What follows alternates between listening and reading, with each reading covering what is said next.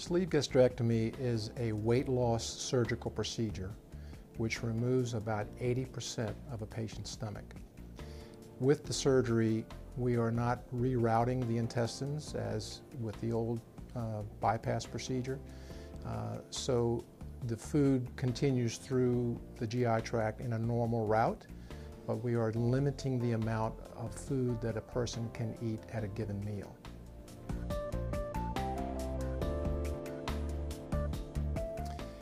Sleeve gastrectomy differs from other weight loss procedures in that the procedure is limited to a restrictive type of procedure. In that I mean we are reducing the volume capacity of the stomach.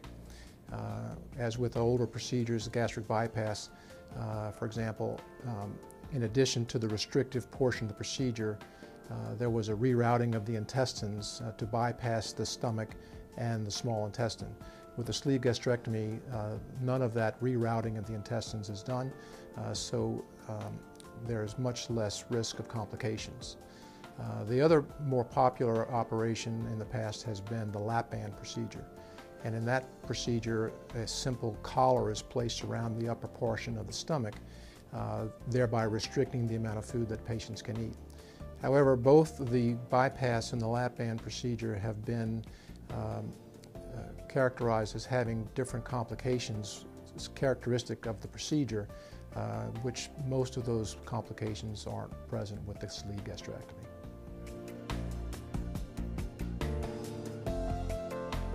Patients are candidates for sleeve gastrectomy if they are 75 to 100 pounds overweight, or if they have diabetes, hypertension, sleep apnea, other comorbidities as we call them, from the weight.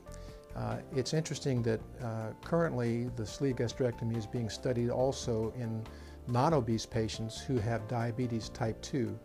It's been shown that even those patients can benefit from this even if they're not overweight.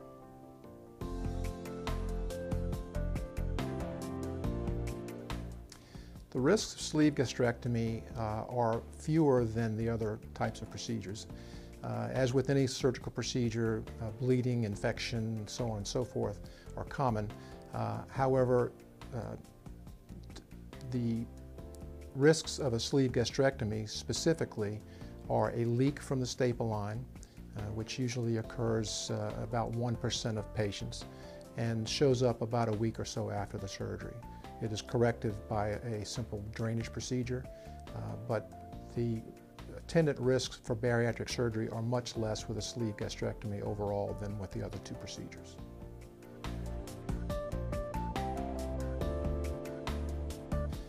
Well, a patient can expect obviously weight loss after the surgery, but again, as a physician, we are not as concerned about the cosmetic results of weight loss as we are about the health benefits of weight loss. And as I mentioned before, hypertension, diabetes, sleep apnea, and a whole host of other illnesses which go along with morbid obesity can be cured or greatly reduced following the surgery.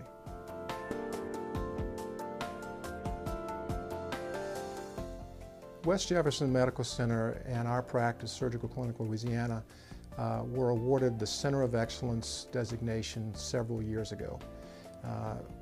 Hospitals and physicians have to qualify for this designation, and there are a great number of requirements that have to be fulfilled and quality issues involved. So we were awarded the Center of Excellence designation in 2008.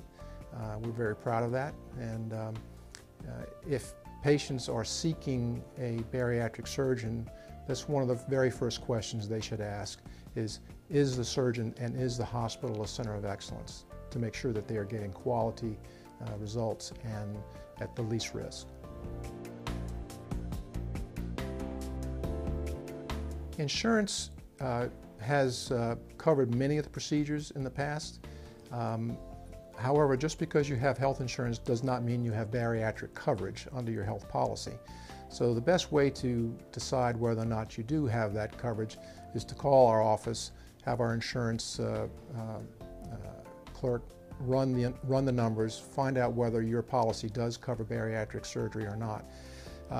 Approximately 30 to 40% of our patients do not have bariatric surgery, and they elect to do a self-pay program. Fortunately, West Jefferson in our practice has been able to provide the service for patients who have to pay out of pocket at a much reduced cost to other places in the country.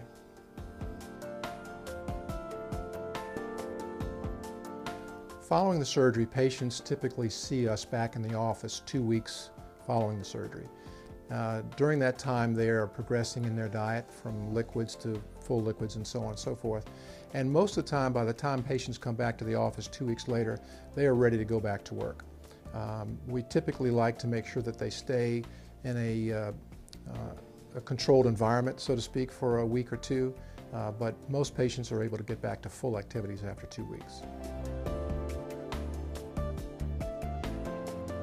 If you want more information about this surgery and our practice and the hospital, you can call our office and anyone there can set you up to be able to come to a seminar. We offer free seminars every other Thursday night in our office.